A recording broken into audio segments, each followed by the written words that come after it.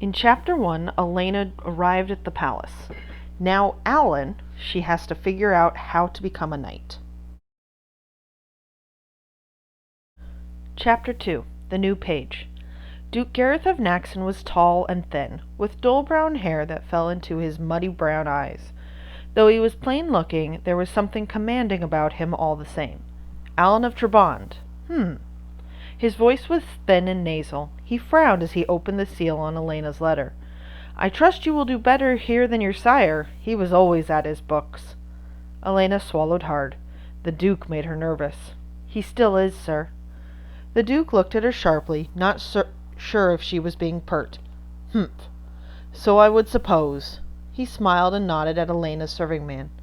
"Coram Smithison, it's been a long time since the Battle of Joyous Forest." Coram bowed, grinning. "I didn't think your lordship remember. That was 20 years ago, and me but a lad myself." "I don't forget it when a man saves my life. Welcome to the palace. You will like it here, though you, boy, will work hard." Duke Gareth turned his attention back to Alanna. "Sit down, both of you." They obeyed. "You're here, Alan of Trabond, to learn what it is to be a knight and a noble of Tortal. It's not easy. You must learn to defend the weak, to obey your overlord, to champion the cause of right. Some day you may even be able to tell what right is." It was impossible to tell if he was joking, and Alanna decided not to ask. "Until you are 14, you will be a page," the Duke went on. "You will wait on table at the evening meal. You will run errands for any lord or lady who asks you. Half your day will be spent learning fighting arts. The other half you will spend with books, in the hope that we can teach you how to think. If your masters think you are ready, you will be made a squire when you are 14. Perhaps a knight will choose you as his body squire. If so, you'll tend your master's belongings, run his errands, protect his interest. Your other lessons will continue. They'll be harder, of course. When you are 18, you'll undergo the ordeal of knighthood. If you survive, you will be a knight of Tortal. Not everyone survives." He held up his left hand, revealing a missing finger. "I lost this in the chamber of the ordeal," he sighed. "Don't worry about the ordeal now. You have 8 years to think about it. For the present, you will live in the page's wing. Coram rooms with you, but I hope he'll be able to serve the palace guard in his free time." Coram nodded. "I'd like that, your grace." Duke Gareth smiled thinly. "Excellent. We can use a man of your ability." He looked at Alanna once again. "One of the older pages will sponsor you and show you how things are done. You'll be in his charge until you are familiar with the palace and your duties. If you are obedient and work hard, you won't see me often. Misbehave and you'll learn how harsh I can be. When you prove yourself worthy, you'll be granted free time to go into the city. And make no mistake, you'll earn every privilege you get here 3 times over. You are here to learn chivalry, not to have a good time. Come on." Alanna realized the serving man had been in the room all along. "Take them to their room. Make sure the boy is properly clothed. Also a guardsman uniform for Master Smithison." The Duke measured Alanna with his eyes. "I expect you to begin serving at dinner in 5 days. You'll wait on me. Have you any questions?" It took all her strength to say, "No, your lordship." "A duke is called your grace." The older man smiled and held his right hand out to her. "It's a hard life, but you'll get used to it." Alanna kissed his hand timidly. "Yes, your grace." She and the 2 men bowed and left the Duke's presence. The page's wing stretched along the west side of the palace, standing near the walls that overlooked the city. Here Timon showed Alanna and Coram 2 small rooms, where they would live during Alanna's time as a page. Someone had already placed their baggage inside the door. Next stop was the palace tailor's. Realizing they would measure her for her page's uniform, Alanna felt sick. Her mind whirled with visions of being forced to strip, of being caught and sent home in disgrace before she even had the chance to start.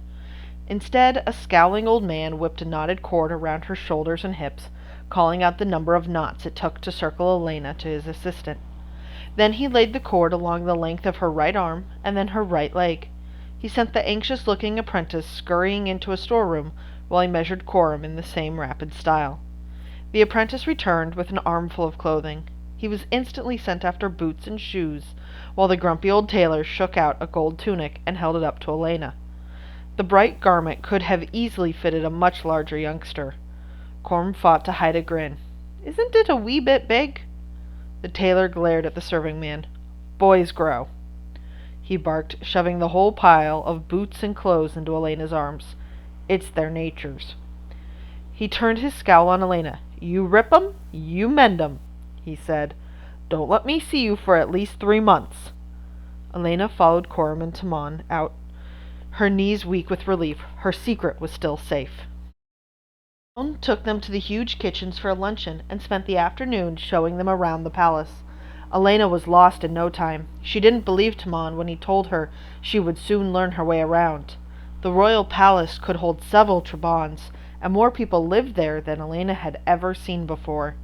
She learned that many nobles had suites in the palace. There were also quarters for foreign visitors, a servants' wing, the throne and council rooms, ballrooms, kitchens, and libraries. It all made her feel extremely small. The sun was setting as they quickly unpacked. Coram changed into clean clothes in his own room, while Alanna slowly laid out her new uniform. She noticed her hands were shaking.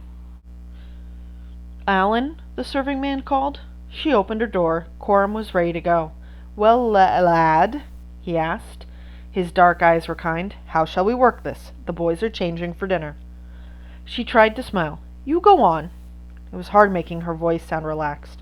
I'll be fine. You're sure? Of course, she replied stoutly. Would I have said so if I wasn't? Yes, was the calm answer. Alanna sighed and rubbed her forehead. She wished he didn't know her so well. Best now as later, Coram. I'll be all right. Really, go on. He hesitated for a moment. Good luck, Alan. Thanks. She watched him leave and felt lost. Locking the door, it wouldn't do for someone to come in unannounced, she reached for her shirt. When she was finally dressed, Alanna stared at her reflection in the mirror. She had never looked so fine. The full-sleeved shirt and hose were bright scarlet against the cloth of gold tunic. Sturdy leather shoes covered her feet. Her dagger and purse hung from a slim leather belt. True, the clothes were a little large, but she was too dazzled by the colors to care. There was one thing to be said for such a bright red and brighter gold. The royal uniform gave her the courage to unbolt the door and step into the hall. She couldn't have done it in her battered old clothes. Several boys saw her and hurried to spread the word. There's a new boy in the palace. Suddenly the pages' wing was very quiet. Everyone came to inspect the newcomer.